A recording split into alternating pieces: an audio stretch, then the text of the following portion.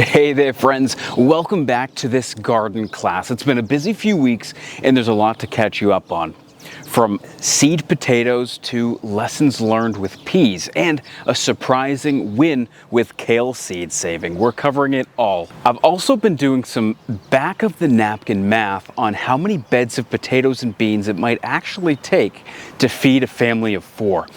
If you've ever thought about growing more of your own calories, this might give you something to think about. So let's dig in. Let's start with free seed potatoes. I planted both Yukon Gold and blue potatoes at the beginning of the month. These seed potatoes were actually free from my local grain store, which made this planting even sweeter. The blue variety is a mid-season type, so I'm not expecting massive yields, but I've never grown them before and I'm genuinely curious to see how they turn out. But just a few feet away, I'm working on a crop that's a lot pickier than potatoes. If you're thinking about growing more of your own food, here's what I'd aim for when it comes to potatoes for a family of 4. I'm assuming that other staples like corn, quinoa, sweet potatoes, and sunchokes would also be a part of the mix, with potatoes providing about 1/3 of our annual calorie needs. To hit that target, I'd dedicate around 200 square feet of potatoes, which can yield roughly 250 pounds per year.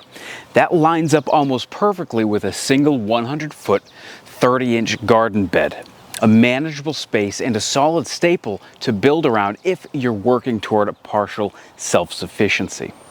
Carrot seeds hate dry soil. Here's how I beat the heat. I start by making a shallow trench and flooding it with water. Once it's soaked, I scatter the carrot seeds and cover them with compost. Then I lay down a strip of cardboard right over the top. That helps trap the moisture and keeps the surface from drying out.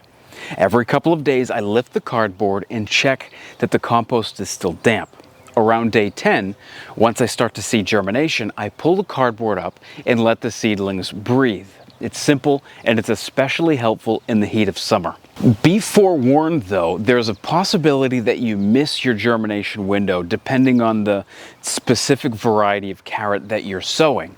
Like me, for example, most of the carrots have not germinated, but because I planted 3 or 4 different varieties, I have one that's a lot more germinated, a lot quicker to germinate than the others. So being under cardboard, they're long, fragile, and I'm not quite sure how these carrots are going to turn out. Stick with me throughout this series and you'll find out soon enough. Right next door, I've got a bed of carrots that are maturing nicely.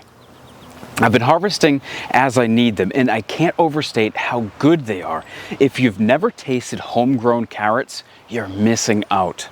Yesterday, I tried a new ice cream. It was delicious. It's kind of like one of those things that I like to travel all around and try different ice cream creameries. So yesterday, I tried this new ice cream place, and it was good. But later that day, I made carrots. Sliced, steamed, then lightly browned in clarified butter. And I'm not exaggerating, they blew the ice cream out of the water. I told my wife, these carrots are better than the ice cream that we got. And I meant it. And while the carrots are thriving, I'm taking a gamble on something far less predictable. This probably won't work, but I'm planting them anyway. I'm tossing in some peas as a cover crop, not because the timing is ideal, but because I have a ton of extra seed from last year. Peas don't love the heat, so I don't have high hopes for these. Honestly, as I say this out loud, I probably wouldn't even recommend it, but I've been surprised before and I'll keep you posted in a few weeks to let you know how it pans out. Sometimes trial and error is the best teacher in the garden. Whether the peas pull through or not, I'm already planning the next wave of plantings. In the coming days, I'll be sowing another round of lettuce, beets, kohlrabi, turnips, and scallions. These crops thrive when you time them just right, and keeping the beds moist is key. They're perfect for filling in space and keeping the garden productive through late summer and the fall. And of course, not every plant goes the way that you want it to, especially when it comes to spacing. Now, about those green onions I transplanted back in March, they didn't make it so well. Most of them didn't make it at all. I crowded them too much and then neglected them as the season picked up. What I've got now are a few massive survivors that have clearly passed their prime. I'm gonna harvest what's left and figure out how to use them. It's not a loss, just a reminder that spacing and steady care go a long way in the garden. And just as the crop winds down, another is finally starting to show signs of reward. Tomato growth has slowed down a bit, but we're starting to see ripening fruit. I've already harvested a few of the F3 Sun Golds, and yes, they're just as sweet as I had hoped. But what's really interesting is this year are the wild volunteers popping up all over the yard, especially near the compost pile and in the side bed. I've decided to let these wild tomatoes grow completely untrained. No pruning, no support, just to see how they compare to my carefully staked and pruned tomatoes. It'll be a fun experiment to compare yield, to compare fruit quality, disease resistance later on in the season. And speaking of summer staples, the peppers are doing their own thing, and it's a bit of a mixed bag. Over in the pepper bed, growth has picked up and flowers are beginning to form. That's always a good sign. It means fruit's not far behind. My only concern is with the super hot variety. They're growing slower than expected, and I'm starting to doubt whether they have time to ripen fully before the season ends. Still hoping for a miracle, but we'll see. If you're growing peppers, here's a tip. Trellis or cage them early on. As those branches load up with heavy fruit, they're prone to snapping. I made a whole video last year showing exactly how I make my cages. The only thing that I would change looking back is cutting a few bigger access holes so harvesting and weeding is easier. Now, one bed over, things are moving fast. Maybe too fast.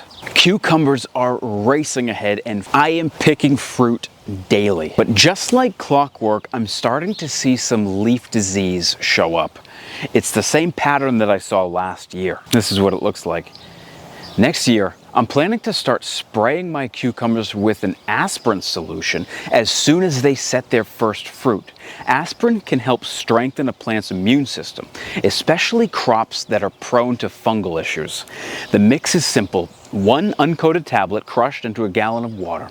I actually just uploaded a full video explaining why this works. Check that out if you want to go deeper. But let's zoom out for a second because timing really matters when you're growing more than one crop together. The corn is doing great. It's growing fast and just starting to show flowers.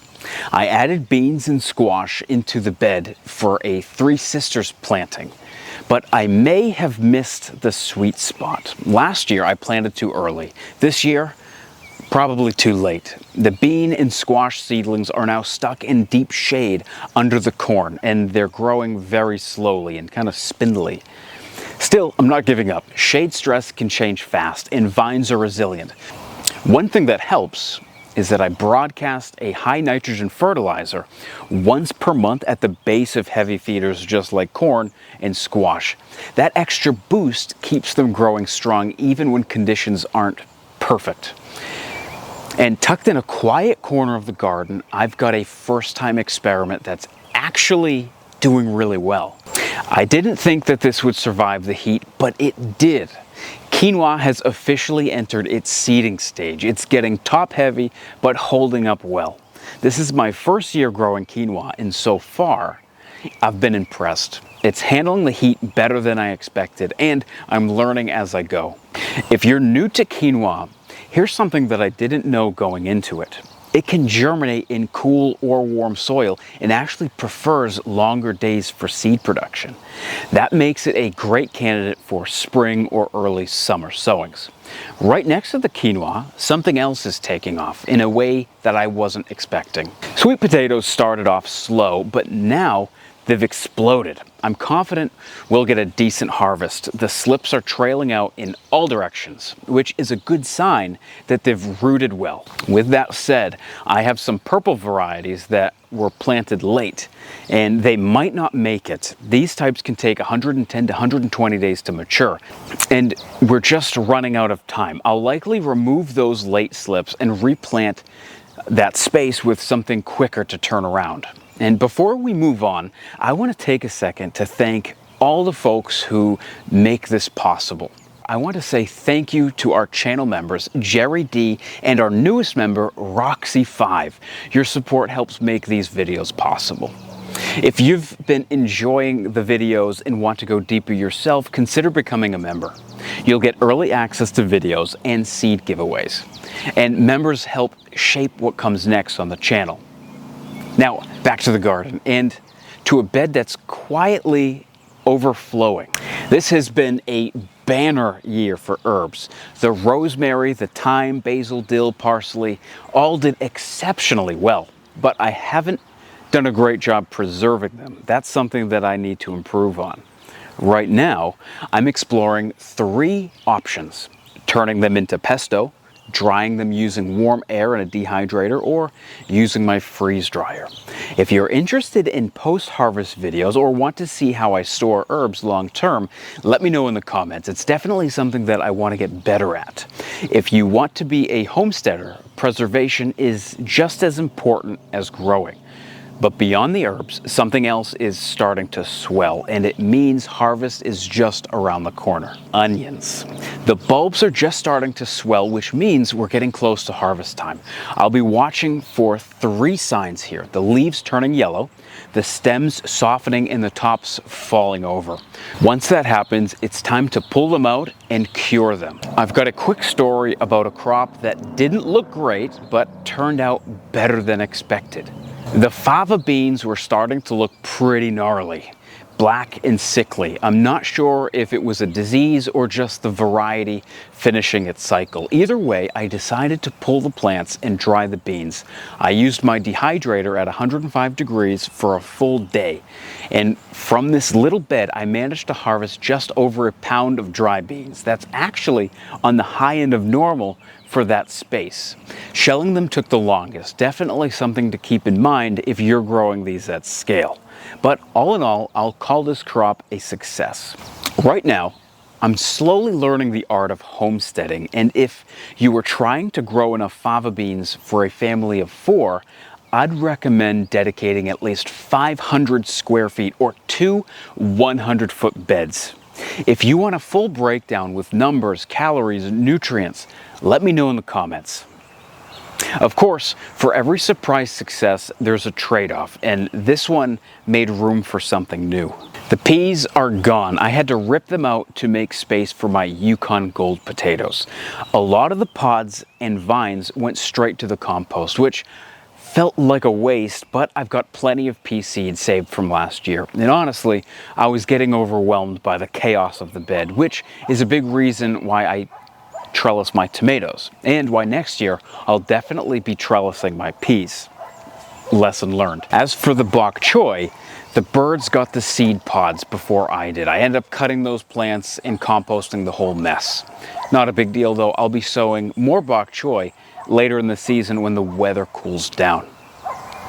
Just a little reminder that even the best laid plans don't always go as we hope. Now for a win. Red Russian kale seed saving was a massive success. I probably collected half of a pound of seed, way more than I could ever need. I sow these seeds thick, almost like carrots, every fall for overwintering, so it'll go to good use. If you want me to send you some, drop a comment. This variety is great raw or cooked, and unlike Siberian kale, the leaves are tender and easy to eat. It's got all the nutrition without that leathery texture. Cabbages are heading up nicely. They're firming up and looking nearly ready. You'll want to harvest cabbage when the head feels tight and full when squeezed. If you wait too long, they can split. Mine should be ready for the next video, and not far from those cabbages, another crop is reaching the finish line. Same for the garlic. It'll be ready by the next update. If you're growing hardneck garlic, like I am, start watching for the lower leaves to turn brown. When about half the leaves have dried, it's time to dig them up. Not pull, dig. Meanwhile, in a bed that just keeps producing, my current kale patch is holding strong. I've been harvesting mature leaves regularly and will continue doing so until the weather really slows the growth. Kale is one of those crops that just keeps giving. And before we move on to a new rising star in my garden, I want to mention that I don't think I'll be overwintering this kale this year. The spring growth from this kale that I'm showing you now wasn't great. So going against what I said in my July planting guide, I will plant another round of kale now so that they are big enough to establish themselves before winter. I'd like to try growing them just as I did the red Russian kales last year. So by the time spring rolls around, they're smaller, and maybe I'll get more harvest with a smaller type of plant. And over by the trellis, something slower but steady is starting to climb. The pole beans are reaching a size where they're going to be climbing soon, and they'll need support. I'll be training them up this post right here. If you're growing pole beans, always give them something to grab onto early, or they'll tangle with each other and stunt themselves. But while the beans are just getting started, one crop is already coming out of the ground. I harvested about 30 pounds of potatoes from my first and second early beds. Even though blackleg hit half of my Yukon Golds, not a bad result considering. The main crop of potatoes are still in the ground, but I'll be pulling those out soon. If you're wondering when to harvest, look for the plants to yellow, collapse, and die back. They want to look unhealthy. That's your cue that the tubers have stopped growing and the skins are ready to cure. And finally, when lettuce bolts, it's not always a bad thing. Most of my lettuce has bolted, which isn't ideal for salads, but perfect for seed saving. I've selected the plants that I like best and removed the rest. These are red oak leaf types from my own saved seeds, and I've seen two phenotypes pop up. One with deep purple leaves and another with a more muted green. I'm keeping the deep purple line and removing the others to stabilize that trait. If you're just getting into seed saving, lettuce is the perfect crop to start with. You only need one plant, unlike beets or carrots that require more. You need a giant patch. It's an easy win and a great way to personalize your garden year over year. Okay friends, that's it for this week's garden update. Thanks for sticking around. If you're trying something new this season or learning as you go, drop a comment below. I love hearing what's growing in your garden. Doesn't matter where you are. You could be a neighbor or you could be living in California. And if you found any of this helpful, give it a thumbs up or a share with a fellow gardener. Huge thanks again to our channel members. You keep this whole thing running. These are a lot of work, and seeing members come through is, I don't know, it's something special. Thank you all, and we'll see you on the next one.